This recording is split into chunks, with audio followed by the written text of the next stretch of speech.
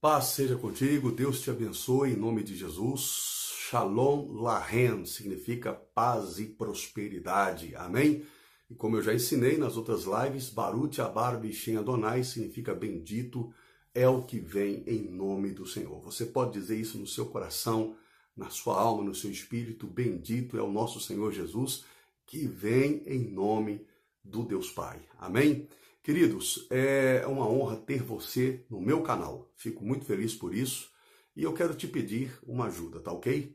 Compartilhe essa live, compartilhe o nosso canal aí com seus amigos, com seus familiares. Você fazendo isso, você vai estar ajudando o nosso canal a crescer e você também vai estar ajudando outras pessoas a conhecerem a verdade, a conhecerem a palavra de Deus, amém?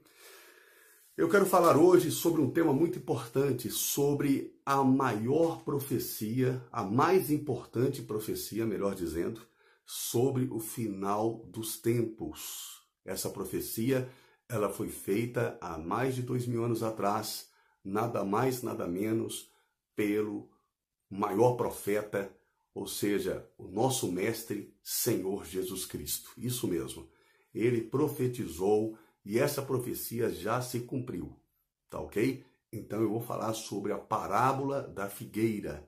A parábola da figueira. É muito importante você entender sobre isso para você saber em qual época nós estamos do final dos tempos, tá ok? Estamos mesmo no final dos tempos? Você vai aprender isso hoje, né? E eu peço você também para assistir as outras lives que eu fiz sobre o Apocalipse. Neste canal estaremos falando sempre sobre o Apocalipse. Vamos sempre meditar nisso, porque é uma mensagem para esta geração. A mensagem de Daniel é um livro apocalíptico, tá ok? Mas o anjo diz para Daniel, sele este livro porque ele não é para o seu tempo. Fecha ele e sele, porque não é para o seu tempo. Mas para o apóstolo João, o anjo já disse o contrário. Ele disse, olha, não seles esse livro, deixa ele aberto porque ele é para a sua geração, ele é para o seu tempo, amém? E então é um livro aberto, o Apocalipse é um livro aberto para ser entendido e nós precisamos compreender isso, porque é importante para você não ser enganado. Eu vou falar também o porquê que as profecias de algumas pessoas aí que fizeram profecias que dia 8, 9, 10 de maio não teria trevas sobre a face da terra, por que não se cumpriram, correto? Também pessoas que profetizaram, né, nas internets aí, na internet, nos canais aí, que o anticristo seria revelado pelo Vaticano dia 14 de maio. 14 de maio foi ontem, né? Hoje é dia 15 de maio. Não se cumpriu essa profecia. Por que não se cumpriu? Vou falar sobre isso também, então fica comigo até o final desta live, o que vai ser importante para você. Amém? Quero pedir mais uma vez, se inscreva no canal, você que não se inscreveu, clica no sininho para você receber as próximas notificações e também não se esqueça, por gentileza, já deixa o seu like aí, tá ok? Deixa o seu like, porque é importante para mim, porque você vai estar, no caso, mandando uma informação para o YouTube de que o canal tem sido uma bênção para as pessoas e assim o YouTube vai divulgar o canal. Queridos, vamos falar sobre a profecia. Mateus capítulo 24, versículo 32, o Senhor Jesus profetiza, ele através de uma parábola. Ele diz, aprendei, pois, esta parábola da figueira. Quando já os seus ramos se tornam tenros e brotam folhas, sabeis que está próximo o verão. Igualmente, quando virdes todas essas coisas, sabeis que ele está próximo às portas. Ele quem? Jesus. Em verdade vos digo que não passará esta geração sem que todas essas coisas aconteçam. O céu e a terra passarão, mas as minhas palavras não hão de passar. Amém? O Senhor Jesus aqui, ele fala sobre a parábola da figueira. Ele diz, olha, quando a figueira brotar, né, e as suas folhas, os seus ramos estiverem prontos para darem frutos, então está próximo o fim, né? Está próximo também a vinda do Filho do Homem. Amém? Então, queridos, preste atenção, a figueira é Israel. Israel é a figueira, ok? E o que Jesus está dizendo aqui é que quando Israel se tornasse nação novamente, estaria próximo o fim. Nós sabemos que nos anos 70 depois de Cristo, o general Tito, certo? Ele invadiu Jerusalém e ali houve a diáspora, ou seja, ali o povo foi disperso, o povo judeu foi disperso para o mundo inteiro. O general Tito matou ali 1 milhão de judeus, alguns fugiram para Massada, tá ok? E depois também se suicidaram, né? Ficaram cercados ali pelos romanos, mas alguns conseguiram fugir e se espalharam pelo mundo todo.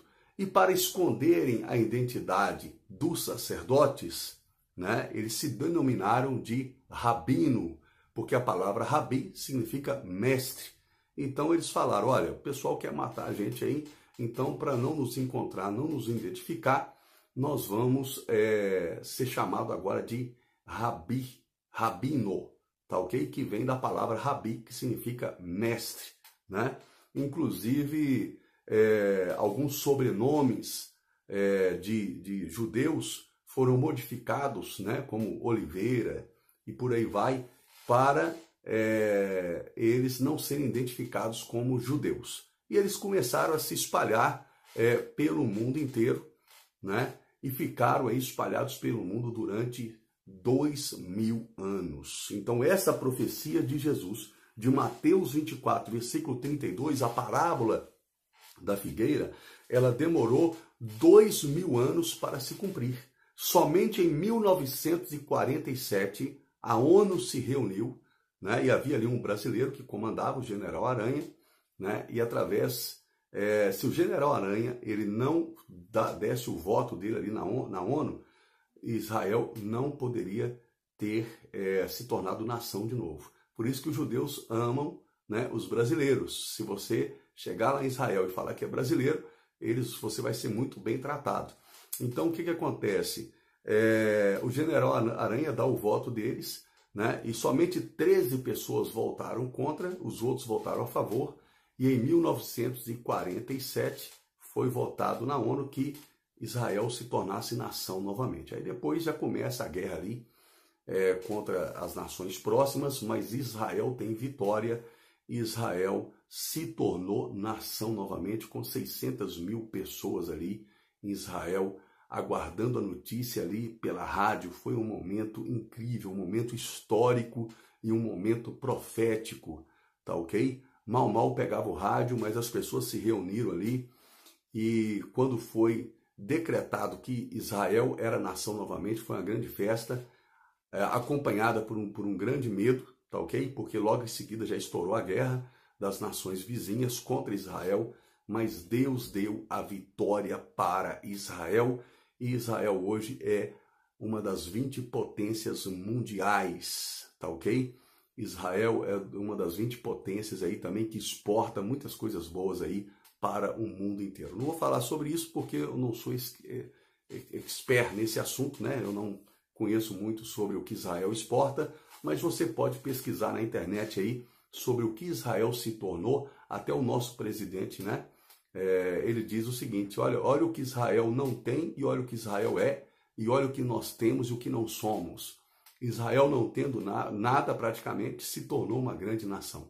Amém? Porque a mão de Deus está ali. Então ali foi o ajuntamento do povo novamente, tá ok? Do povo de Israel, e ali se cumpriu essa grande profecia de Mateus capítulo 24, versículo 32, ou seja, a figueira agora, os seus ramos estão tenros e as suas folhas brotam, Israel está brotando, amém? Está dando fruto agora para o mundo inteiro, Israel está dando fruto para o mundo inteiro, é na ciência, é na agricultura, né? Importando a tecnologia deles para o mundo inteiro, ou seja, está brotando. Então, este é o grande sinal de que estamos no fim dos tempos. O grande sinal que se cumpriu, o mais importante é esse.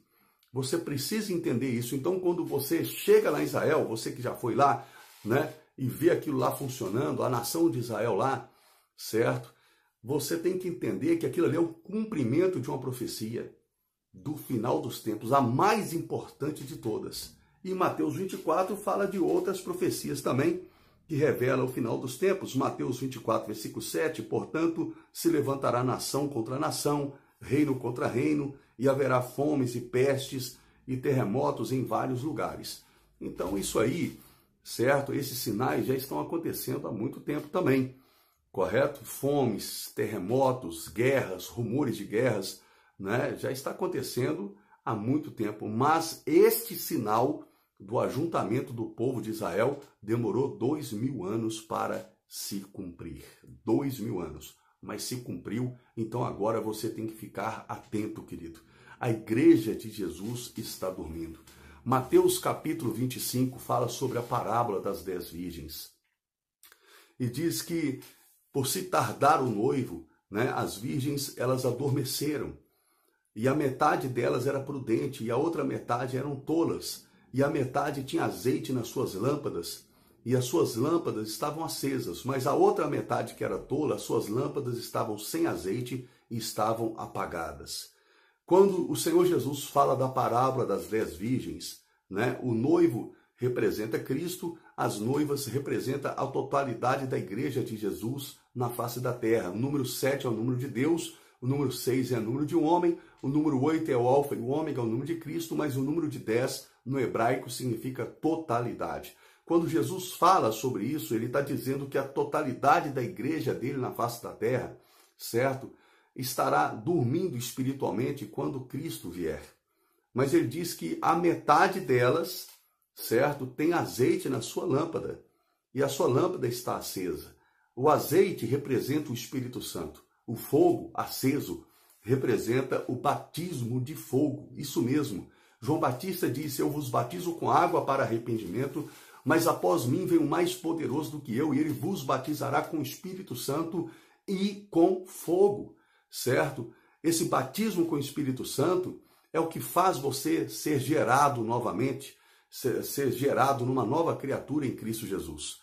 Jesus disse para Nicodemos, quem não nascer da água e do Espírito não entrará no reino de Deus, certo? Então, veja bem, as 10 noivas, todas eram noivas, todas eram pessoas, representam, simbolizam pessoas que aceitaram Jesus, batizaram nas águas, se tornaram noivas de Cristo, todas elas, certo? Mas a metade delas é imprudente, não tem o Espírito Santo, não tem o batismo de fogo, ou seja, não nasceu do Espírito. Batizaram nas águas? Sim. Se tornaram noivas? Sim. Levantaram a mão e aceitaram Cristo? Sim. Mas não tem o Espírito Santo. E o que diz Romanos 8:9? Diz, vós não estáis na carne, mas no Espírito, se de fato o Espírito de Cristo habita em vós. Mas se o Espírito de Cristo não habita em vós, nem dele vós sois.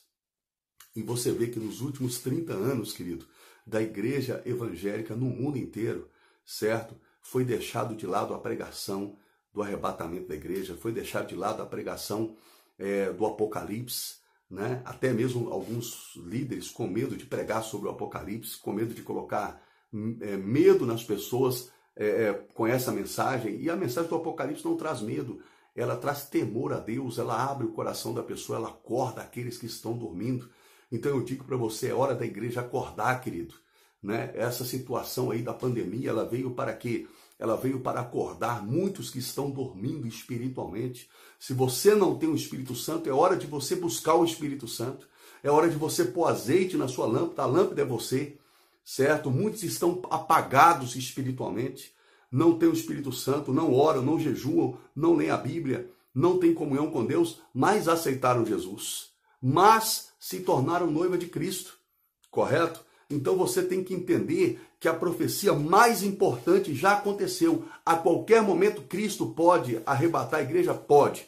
Mas agora falta mais uma profecia se cumprir, que é o quê? É o abominável da desolação, no qual falou o profeta Daniel. Quando está aqui em Mateus 24:15, o Senhor Jesus também profetiza, ele diz, quando, pois, virdes que o abominável da desolação, de qual falou o profeta Daniel, está no lugar santo, quem lê entenda, certo? Então os que estiverem na Judéia fujam para os montes. O que é o abominável da desolação? É o anticristo que vai se manifestar e ele vai se declarar Deus. Ele vai reconstruir o templo de Salomão lá em Jerusalém, tá ok? E ele vai entrar dentro do templo e ele vai dizer, vai sentar na cadeira de Deus, vai dizer que é Deus, porém depois ele vai sacrificar animal imundo, porco, naquele lugar, e isso é o abominável da desolação, é o imundo sendo sacrificado no lugar puro, no lugar santo, tá ok? O anticristo, querido, para que a igreja seja arrebatada, certo? O anticristo, ele tem que se manifestar primeiro. A igreja vai ver o anticristo? Vai. Por quê? Porque o anticristo, na hora que ele for se revelar, certo? Ele vai ter que ter aproximadamente uns 30 anos de idade, né? Porque ele vem imitando Cristo. Cristo se revelou com o quê? Com 30 anos. Ele terá que ser judeu, tá? Da tribo de Davi, né? Ele terá que ser judeu da tribo de Davi. E o que os judeus estão esperando agora? Estão esperando o Messias deles, o Machia. Eles chamam de Machia. Eles estão esperando o Machia, certo? Que a palavra Machia significa o ungido, significa o Messias, né? Messias e Machia. Machia é Messias em hebraico, tá ok? Significa o ungido, né? E eles estão esperando o ungido deles, estão clamando, fazem reuniões gigantescas lá em Israel, clamando o Machia. Mas esse Machia que eles estão esperando não é Jesus Cristo, é o anticristo, querido, certo? Que vai chegar em Jerusalém com toda a pompa e glória que o mundo já ofereceu. E quais são as características do Machia que os judeus esperam, certo? E aí você vai entender o porquê que o Messias não foi revelado dia 14 de maio. Você vai entender, certo? As pessoas que estavam pregando isso, elas estavam afirmando que o Messias era quem? Era Macron, o presidente da França, por ele ser da tribo de Davi, ele ser um judeu, correto? Mas o Macron não tem as características do Machia, do Messias esperado pelos judeus. Por quê? Porque o anticristo ele vai pregar a paz. O Macron não prega a paz. O anticristo ele vai fazer guerra contra todas as nações que se levantaram contra Israel e ele vai derrotar elas, vai vencer. A França não fez isso. Macron não fez isso. Tá ok? O anticristo vai reconstruir o templo Mekdash, o templo de Salomão. Macron fez isso? Não, não fez. O anticristo vai reunir todo o restante do povo judeu em Israel, todo o restante que está do povo judeu que está no Brasil, que está nos Estados Unidos, certo? Todas as comunidades judaicas serão reunidas em Israel. O Macron fez isso? Não, não fez. Você compreendeu? Entende? Por que as pessoas erraram nessa profecia aí? De que dia 14 de maio o anticristo seria manifestado, que ele era o Macron. Então, queridos, você tem que conhecer a palavra de Deus para você entender o tempo que você está vivendo. Estamos vivendo os finais dos tempos? Sim. O anticristo pode se manifestar a qualquer momento? Pode. Certo? Se a igreja for arrebatada, vamos supor, daqui 5 anos, o anticristo já tem que estar aqui na terra. Ele já tem que estar vivo, já tem que estar adulto, já ser um adulto, certo?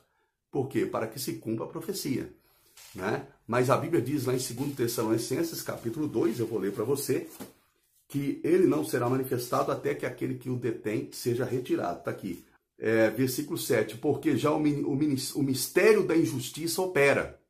Somente há um que agora resiste até que do meio seja tirado.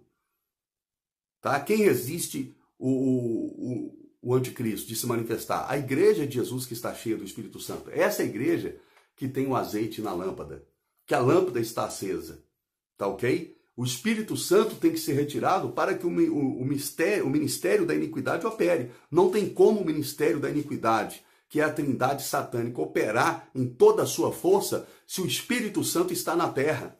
Não tem como. Você compreendeu? Aqui, ó, e aí diz, porque já o mistério da injustiça, ele opera. Sim, está operando. O diabo está matando, roubando, destruindo? Tá, ele está operando. Mas ele não será revelado, o anticristo, o filho do diabo, até que aquele que o detém seja retirado. Apocalipse capítulo 2, 2 Tessalonicenses capítulo 2, versículo 7.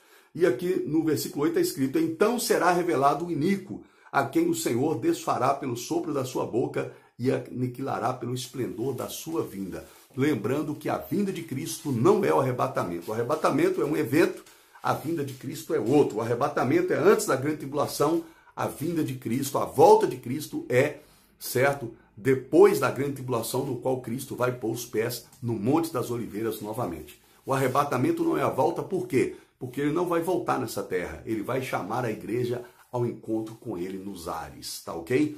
E por que a profecia daquela mulher americana não se cumpriu? Que teria trevas dia 8, 9 e 10 de maio, certo? Em toda a terra. Por que não se cumpriu? Porque as trevas sobre toda a terra na verdade, querido, ela é uma maldição que virá na grande tribulação. Ela é uma maldição que virá na grande tribulação. Depois nós vamos falar sobre isso, certo? Mas em Apocalipse 8 fala sobre as trevas que vão cobrir a terra, tá ok? A partir ali de Apocalipse 8 vem as pragas, né? Aliás, a partir de Apocalipse 6 vem as pragas, mas essa praga das trevas completas, ela está ali a partir de Apocalipse 8. Depois, uma outra vez, a gente fala sobre isso, tá bom? Mas aí fica esse ensinamento importante para você. Espero ter esclarecido. Se você tem alguma dúvida, pode perguntar, pergunta aí no chat. Eu vou estar respondendo para você, tá ok? Mas não fique com dúvida no seu coração. Eu estou aqui para te ensinar tudo aquilo que eu sei. Não sei tudo, irmãos, tá ok? Não sei tudo, não sou o mestre dos mestres, nada disso. Mas aquilo que eu sei, eu quero ensinar a você. Eu sou, na verdade, um eterno aprendiz. Amém? E quando eu estiver lá na eternidade com Cristo, vou continuar aprendendo com Ele, porque Ele é absurdamente grande, maravilhoso e extraordinário. Amém? Que Deus te abençoe em nome de Jesus. Você que deseja fazer uma doação para o canal, você quer fazer uma doação, você quer fazer uma oferta, você quer me ajudar a continuar me dedicando a ensinar você aí pelo YouTube, a pregar o Evangelho, amém? Por gentileza, faça a sua oferta. Eu sou uma terra fértil, você vai ofertar e vai ser abençoado, amém? A Bíblia diz que quem prega o Evangelho, viva do Evangelho, amém, queridos? E a Bíblia diz, se você der um copo de água fria que seja para um dos meus profetas, você receberá galardão de profeta. E a Bíblia também diz que tem aquelas pessoas que Deus levanta para serem mordomo e para darem alimento, sustento no tempo devido para os conservos. O que é um conservo? É o servo do servo. Eu sirvo a Deus e sirvo você que serve a Deus. Amém? Então você quer me ajudar, certo? Faça o seu depósito na Caixa Econômica Federal, agência 3392, conta 141, dígito 0, operação 003, favorecido Ordem Mundial dos Capelães Evangélicos. Amém, queridos? Que Deus abençoe vocês. Em nome de Jesus, não se esqueça, inscreva no canal, clica no sininho, certo? E deixa o seu like. Compartilhe aí o nosso canal com seus amigos. Um abraço, um beijo no coração e até o próximo ensinamento, chave de sabedoria e também as nossas lives. Um beijo, Deus abençoe.